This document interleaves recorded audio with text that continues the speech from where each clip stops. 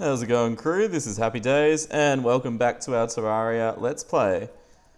So, as I was saying, I wanted to take time during this series to, build a few things, and just off camera I mined just a tiny bit of resources, just mainly wood and things like that, just so I don't have to delay the actual Let's Play. I was going to plant our corrupt seeds we got off the eye under here, but the problem with corruption is it can spread to nearby dirt, and I really didn't want to have to put brick wall all the way around it. So I thought of a solution, and I'm going to make an aerial garden. So all I did, it's very close to our base, and I thought I'd get it started and then show you what I'm going to do. So the bricks mean that the corruption can't spread down here, so it can't get in touch with the ground. And then all we're going to do is we might actually chop this tree down quickly because it's going to get in the way.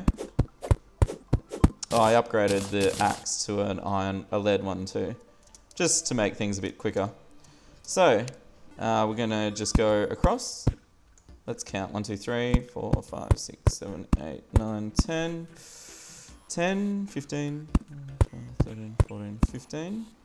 Yeah, that's pretty good. I'm only going to plant corruption here really. 4, 5, 6, 7, 8, 9, 10. Beautiful. And then up like that. I don't want to plant too much corruption because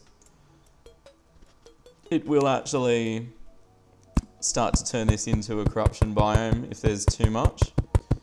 Now I'm going to plant the dirt right over this, and the reason is I just want to get it going. I've only got... I put them back in the house. Fail. I've only got one corruption seed, so it would make sense to plant it right in the middle and let it spread out by itself. I think it's in this chest. Yeah. So I can get more later, but I need to kill some more Eyes of Cthulhu. So what we're going to do is... just so we can get both beds of this started, is we're going to put the seed smack bang in the middle, and this way it'll spread to both garden beds, so I don't have to worry about getting more seeds to get this going. And then we're actually going to close this in. And then what I'll probably do too is make some brick walls, so I can fill in the back behind this, just to make it look a bit cooler, I suppose. And let's put a torch here, and a torch there. And this way, there'll only be about 30 odd corruption blocks. It takes 200 for a biome to start. Although it can be a bit less sometimes, just depending. I think it's what the majority of block is around defines what biome it is. So there's more dirt than corruption, so we should be fine. So I'll come back down and let's just see, can you make just the brick wall here? Yep, the stone wall. Let's get this started. So what I was thinking is just in here. Yep, that's pretty cool. Oh, that looks a bit ugly. There you go.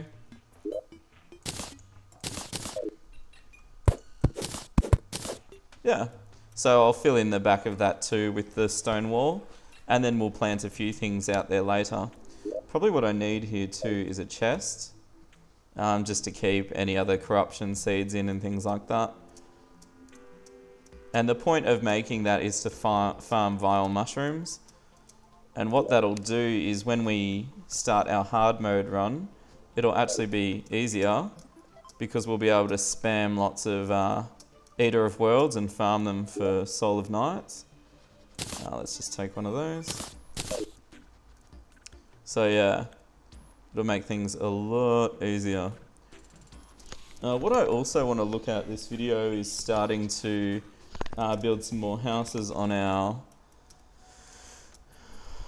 floating island. Let's just put a chest here for now.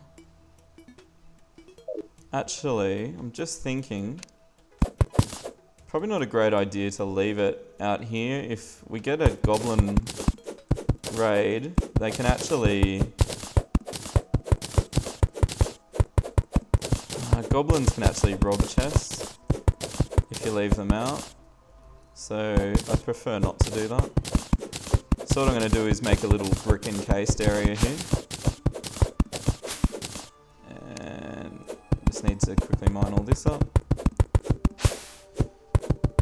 Because part of this Let's Play is just about taking the time to make things look cool. So I can make a rough and ready, you know, storage room, but it won't look very good. So I just want to take a bit of time to do that too. You know, I guess you could watch a speedrun replay if that's what you're really keen on seeing. This is just about enjoying the ride, guys. Just want to enjoy that ride. So part of doing this is you can still put the chest in. You can still access it, but it can't be robbed by goblins and things like that. Especially if we're keeping rare seeds in here and things like that. And it looks neat enough just sitting on the landscape there. So hopefully that corruption starts to spread soon. I could just leave maybe half the dirt for now. So we can use that for any other building we're going to do. And I'm using the bricks just for this, so I can leave that there. And that'll probably do, and the stone walls for later. Cool. Alright, so we've started off our cool little corruption garden there. So, as I was saying, we want to start looking at developing this somewhat. So, let's see. This middle part would probably be a good elevator for the NPCs to get up. And I've just thought, sticking with our awesome tree theme, if I go get the living rod, I can make a natural wooden tree to go up, which would be pretty sweet. So, I think, where'd I leave it? There it is. I might leave that a bit lower if I'm going to be using it for construction. And then, did I have the living wood wall? Or did I use it all? Oh, there it is. Cool. Alright, so first thing is we'll make a elevator for the NPCs to get up, which only needs to be fairly thin. So if I make... that'll be thin there, so I need to get rid of that. Sorry, bunny. The absent-minded destruction of poor woodland creatures. I kind of like how that looks as a floating sort of thing. So if I dig that out, it makes it look kind of cool. So this is all very important, you realise. Alright, we'll get our platform. And then we might just come up from the bottom here. And obviously I'll leave that open so they can actually get in. So, about that. About that. Fill it in. North. Whoa. And overshot ever so slightly. There we go. Open that up. Now I can probably leave this one open. Just because it's pretty much just for the NPCs to come up. Cool. There's a nice little elevator. I could put doors on it, I suppose. I guess it'll keep out monsters during just normal game time. So, okay, I'll make some doors. I went and harvested some more boreal wood from the snow biome, just because I like the way it looks. And let's put a torch outside. That's cool. Alright, so we've got the elevator here. Now, so the first NPC house out here, I'll probably put it just in this bit here. And I harvested some snow and ice. I wanted to make like a snowy ice house, but I couldn't find any backdrop in the snow area, which was a bit disappointing, but that's okay. So we might just make a boreal wood house to start with, and then as we find new cool things, we can start to make other designs as well. Alright, so where's our boreal wood? We've got plenty. So I'll just make a nice, simple sort of little house to start with. Give it a bit of character. Nothing too grand. What I'm intending to do is like make it like a blood moon. Gosh, there's a few blood moons at the moment. I'm just going to grab the ball of herb quickly because this tends to get a bit out of control and the blade knife is not quick enough for the hordes of monsters we're about to face. So just get that ball of hurt. We can keep building while it's on, just need a bit more damage here. Okay. Alright, so our nice little crafting adventure has turned into a blood sport here. So you might notice the zombies are opening the doors. They can during a blood moon. Which is another reason I was trying to build houses higher up. Okay, so boreal. I think I'd rather make the boreal back then. Sorry, the boreal wooden wall. Awesome. So remember, the point of this is just to make another room for an extra NPC if one comes. And then we can get a bit more creative with additional things we find. So let's put the boreal wood doors on here.